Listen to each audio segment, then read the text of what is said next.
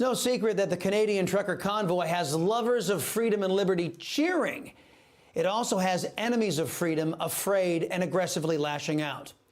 An American Freedom Convoy, we discussed that possibility in tonight's preamble.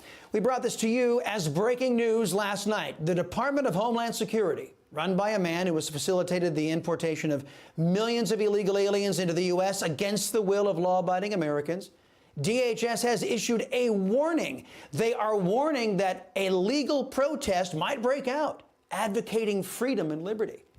DHS is openly worried that Americans might start returning to our roots, remembering that our government was set up to have the people tell the government what to do, not the other way around.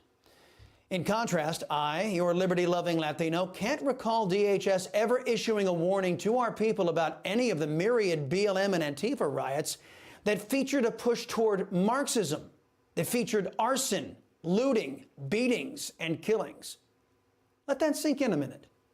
The current apparatchiks at DHS are not concerned with violence being dished out to innocent Americans on behalf of Marxists and BLM and Antifa, but they are gravely concerned over expressions of liberty and freedom. I'm reminded of a letter penned by Thomas Jefferson in 1825 describing what we're seeing now.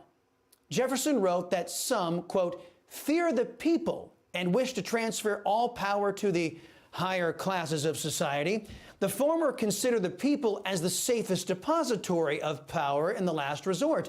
They cherish them, therefore, and wish to leave in them all the powers to the exercise of which they are competent. In short, when government fears the people, there is liberty. When the people fear the government, there is tyranny. Our current class of unelected bureaucrats in permanent Washington appear eager and poised to usher in that tyranny into the United States. Could that be what's behind this disturbing story coming out of Capitol Hill as Congressman Troy Nehls accuses the Intelligence Division of the Capitol Police with breaking into his office and then threatening and intimidating him and his staff? I asked the congressman about that on my radio show today. Why do I believe the Capitol Police did this to me, and I believe Nancy Pelosi did this to me because she's ultimately in charge of the Capitol Police. This is about Leader McCarthy selecting me to be one of the 5 to be on the select committee to look at January 6th. I provided Leader McCarthy a 14-page report, and I've been very vocal and very critical of the leadership of the intelligence section that could have prevented January 6th. And I've also made some very vocal comments as it relates to the death of Ashley Babbitt. So I believe there's an axe to grind here. I think they're coming after me.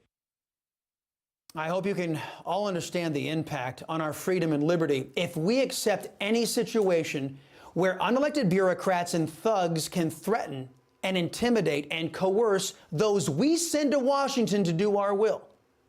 Constitutional professor Jonathan Turley referred to this as the 4th branch of unelected government.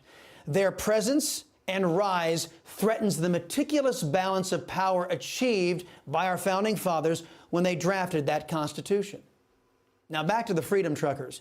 The protests that might materialize in America and those taking place already in Canada. We reported yesterday that polling shows at least 1/3 of Canadians support the truckers' lawful protest. Here's one of those. He's a 78-year-old granddad.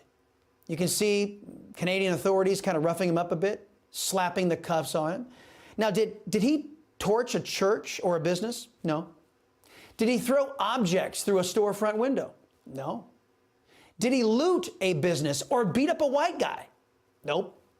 Those actions probably would earn him the praise of the extremist left-wingers who appear to be charging Canada. No, that dangerous man committed the crime of honking his car horn in support of Canadian truckers and their cause. Of that cause. The majority, not the minority, as Justin Trudeau claimed, supports the truckers' cause. 54% of Canadians want China virus restrictions to be lifted, compared to just 39% who wanted those same restrictions when the same question was asked a mere 2 weeks ago. Remember, the same people who are in charge in Canada are of the same ideological persuasion as people in charge here in America.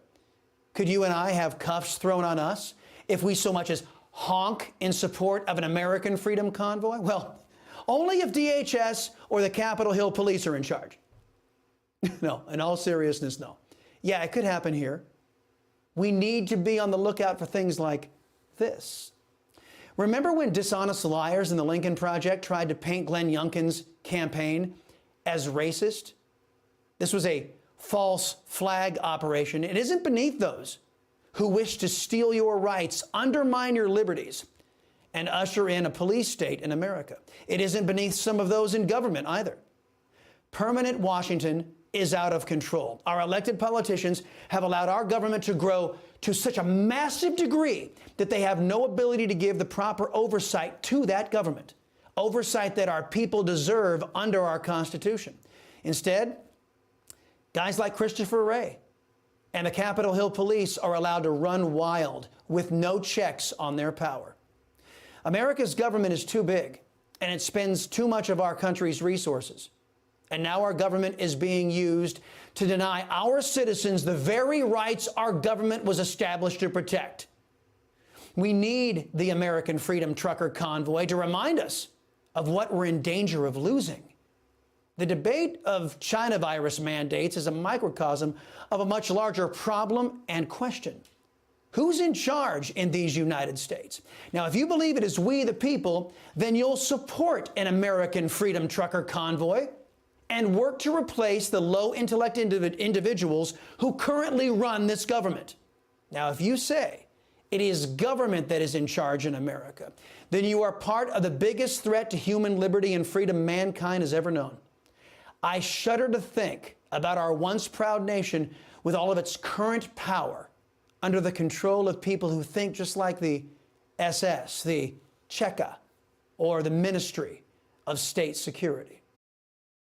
Hey, I'm Rob Finnerty. Thanks for watching. If you enjoyed this video, please join the conversation in the comments below. Don't forget to subscribe, too. Hit the bell icon to be alerted to breaking news. And remember, there's a whole lot more on Newsmax TV, America's fastest growing cable news network. Newsmax TV, where real news for real people.